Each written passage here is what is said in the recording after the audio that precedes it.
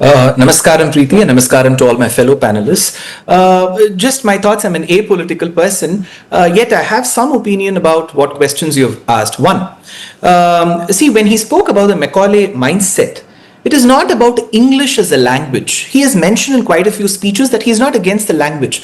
But for a very long time, Preeti, I'm sure you may agree that you will always look up to a person who has the culture of the English, not just the language.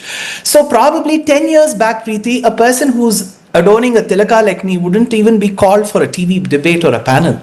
So that has changed. See, the point is we have started believing that merit and knowledge have nothing to do with the way the person looks or how religious the person looks. You have a chief minister of Uttar Pradesh who's a yogi in himself.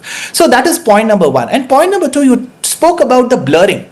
Preeti, I would like to give you an incident of 1987. The largest temple, functioning temple of Southeast Asia, Srirangam in Tamil Nadu, and the then presiding chief minister, Sri M.G. Ramachandran from a Dravidian party, partook in the event and was presiding over the event. A chief minister in the state of Tamil Nadu called M.G. Ramachandran presiding over a Hindu temple from a Dravidian party was not spoken about, and a person who claims himself to be a part of Hindutva, why shouldn't he participate? Point number two. Point number three, a lot of people who have loved Ram and opposed Ram have had the name Ram. E.V. Ramaswamy Nayakar was Periyar. Ramachandran, M.G. Ramachandran, Siddha Ramaya, N.T. Ramarao. So all the places, the culture, the architecture, the dance forms, everything is associated with the Ramayana.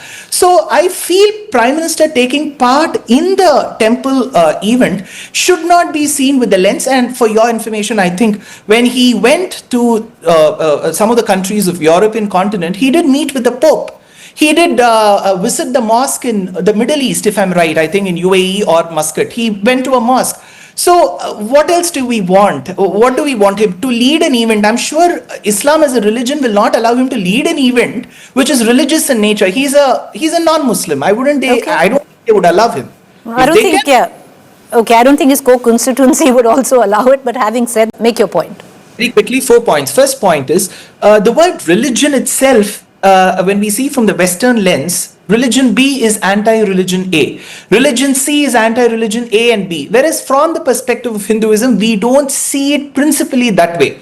So the word religion itself should not send shockers across the ecosystem. One. Second point is one person did speak about, one of the panelists did speak about the Shudras receiving or not receiving education. In the 13th century, you had a line, Bhasha Geetif Prashasta Bhagavati Vachanat Rajavacho Upacharat, language be any. That language, beauty and content should be appreciated. Andanar, Andiyar, Nundavare Mudala is a 13th century work. We had Shudrachara Shironmani written in the 14th century by 6 scholars of the Shudra community in Sanskrit. 2. Point number 3, there was a talk about the binary, that there is a Macaulay education system with the Prime Minister is against. Then you have UK universities being set up in India. That way, there are reports of some politicians who say that caste, what's your language, what's your caste, we need to do away with caste. And they are the same people who pull their Janeyu outside and show that I am a Brahmin.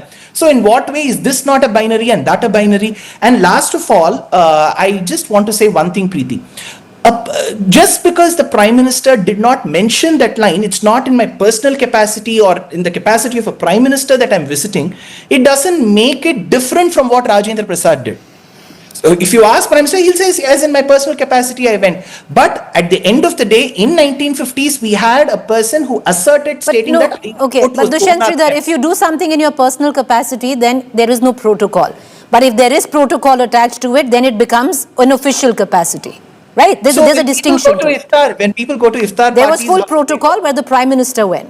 When people go to iftar parties, do they go with protocol or without protocol? So, I'm not understanding the point. Because I'm just saying the Prime Minister went in official capacity. So like you said that he went in personal capacity. No, he didn't. He went in official capacity. That's all I'm saying. Dushyanth, Sridhar, final comments. Dushyanth, Sridhar. Preeti, I think it should not take a lot of efforts and brains for one to understand that the Prime Minister is not opposing the English language as such. He's talking about the culture of sophistication that is associated with the language. And point number 2, I do not know about the political ramifications. Yes, it does have a connect. When the Prime Minister in the front he leads, stating this, yes, I'm proud of a culture, I'm proud of that land that has given us the Ramayana and Mahabharata. I, as a person, a millennial who is not attached to any party, I feel connected. As simple as that. Okay. Okay.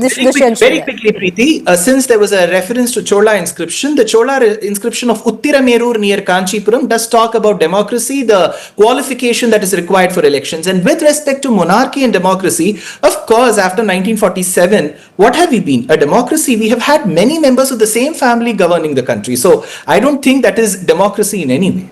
But then electorally, they were elected. You choose, It's an election. Okay, you choose and you ask people I have no time. Okay, I have completely run out of time.